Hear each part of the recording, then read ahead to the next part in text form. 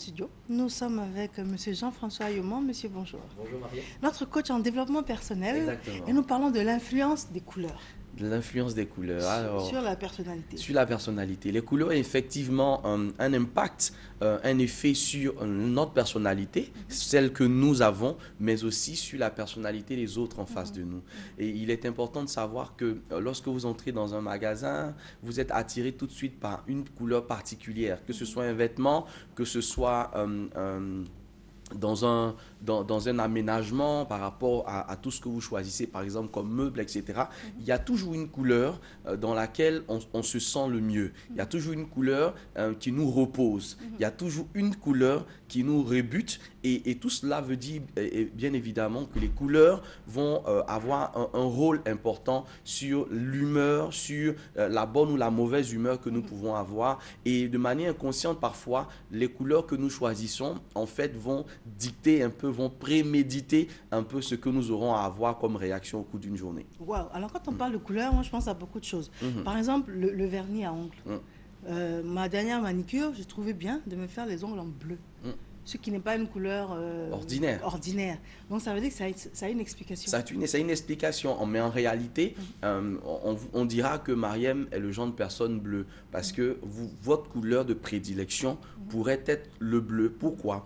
Pas le bleu clair, mais le bleu un peu plus foncé. Donc le bleu qui tire un tout petit peu sur le noir, qui est signe en fait d'objectivité, qui est signe en fait d'une personne qui est à la recherche d'un idéal, d'un but, qui n'est pas dans la fioriture, qui peut l'être quelquefois, mais qui retombe toujours sur ses pieds et qui avance. Donc ce bleu-là, c'est un bleu indicatif, en général ce qu'on appelle le bleu de la signalisation ou de la signalétique. C'est un bleu qui montre aussi les obligations que nous avons. Donc vous voyez un peu, en général dans la signalétique, on a les panneaux de type rouge qui indiquent les interdictions en général et les panneaux de type bleu qui indiquent les obligations. Donc ça, c'est vraiment des couleurs qui parlent de cette façon. Mais en plus, on sait que les vernis à ongles tournent en général autour de couleurs vives, hein, c'est-à-dire le rouge, etc., etc.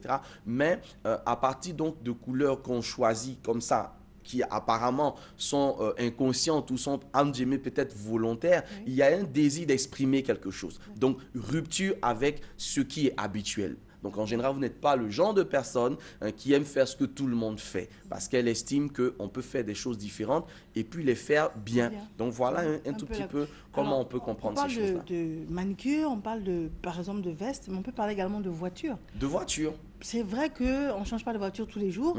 Mais quelqu'un qui a une voiture blanche et quelqu'un qui a une voiture rouge, ça ne veut pas dire la même chose. Ça ne veut pas dire la même chose. Et vous remarquerez que les publicistes, comme on les appelle, ils ne choisissent pas les couleurs en vain. Lorsqu'ils présentent, par exemple, dans une publicité, une voiture qui sort, en général, les couleurs sont le rouge. Parce que le rouge, en fait, si vous voulez, c'est la couleur de la passion. C'est aussi la couleur de la forte consommation. Lorsque vous avez une voiture rouge, cela montre que vous êtes une personne dans la vie qui aime tout ce qui est viril. Donc, c'est symbole de virilité, c'est symbole de passion, symbole de détermination. Donc, le rouge dans une voiture dope en fait votre influence, votre capacité à vous imposer, votre désir, votre amour du pouvoir par rapport à une voiture blanche qui est symbole de discrétion. Donc quelqu'un peut avoir une grosse voiture mais blanche, ça parle aussi de sa discrétion. C'est quelqu'un qui n'aime pas en fait faire du tape à l'œil. C'est vrai que cette personne peut aimer de belles choses, de grandes choses et des choses peut-être même de valeur ou des choses peut-être qui coûtent cher mais qui n'a pas envie qu'on ait l'attention attirée en fait sur ce qu'elle a. Et la même chose peut se répercuter même dans la tenue vestimentaire en général. Vous verrez que par exemple, vous êtes une autorité, vous êtes une personne du pouvoir, etc. Vous avez envie de transmettre une idée à une population, etc.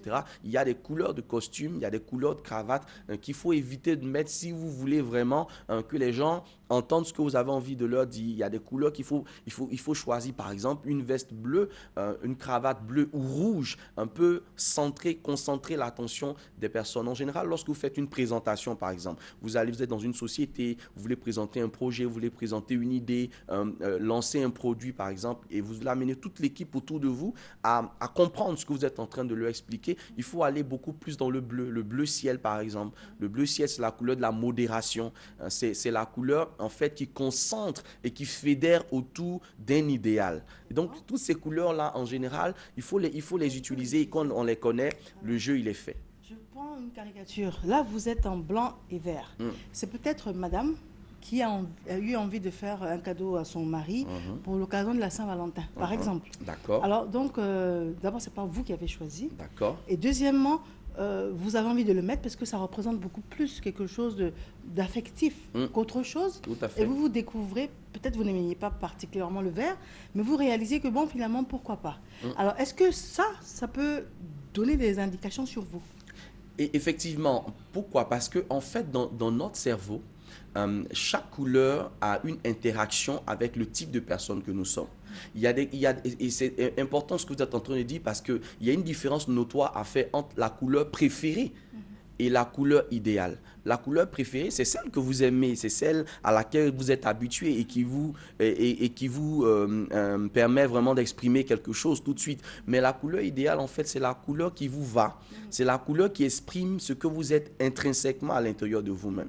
Et donc, vous pouvez avoir une couleur préférée qui peut ne pas être forcément votre couleur idéale, jusqu'à ce que vous soyez confronté à une situation comme celle-ci, dans laquelle on vous offre peut-être un vêtement ou quelque chose et qui tout de suite va relever un aspect particulier dans votre personnalité. On va estimer par exemple que vous n'êtes pas très peut-être vert, mais ce jour-là, vous avez porté du vert et on a trouvé que vous étiez beaucoup plus détendu parce que en fait, vous savez, le vert, c'est la couleur de l'assurance. Ce n'est pas en vain que les chirurgiens portent du vert, en fait. Ça développe l'assurance.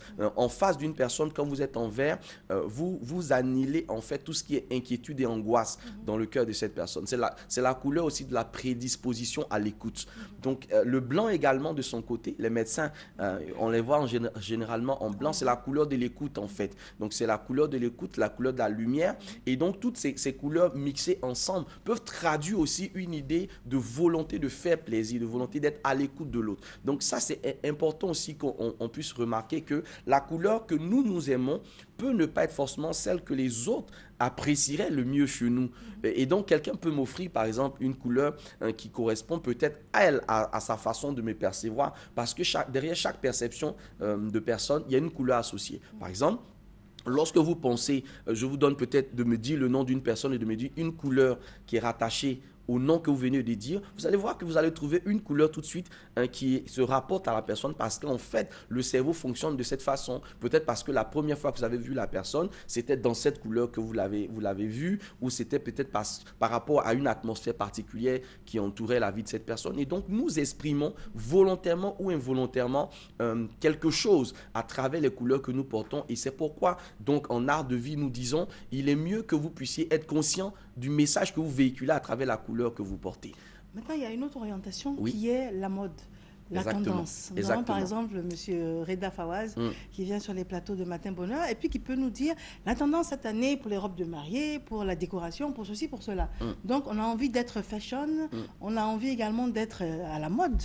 Et donc, on ne tient pas forcément compte de ce qui nous plaît, mais dès l'instant où c'est tendance, ou bien on a une Rihanna, ou bien une Beyoncé qui fait ceci, qui fait cela, qui met ceci, qui met cela, on ne tient pas compte de notre corpulence, ni de notre apparence physique, ni même de notre couleur. Exactement. Et puis on se dit, c'est fashion, moi je suis dans la mode. Ça également, ça traduit beaucoup de choses. Ça traduit beaucoup de choses. Et c'est important de savoir que de plus en plus, on a une société qui va vers des crises d'angoisse. On trouve des personnes de plus en plus déprimées.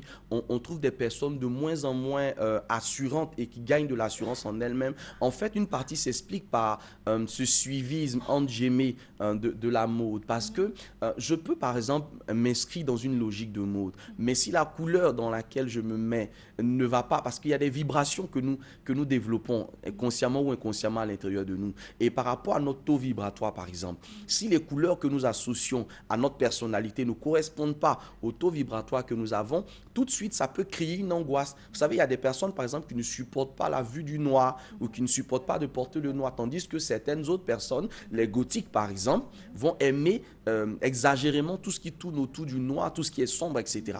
Donc, le conseil que nous nous donnons en termes de art de vie, parce qu'aujourd'hui nous développons l'aspect art de vie, c'est coach en développement personnel art de vie, mais dans cet aspect de art de vie, nous disons, c'est vrai, la mode et tout ce que vous voulez, mais prioritairement, il faut être bien.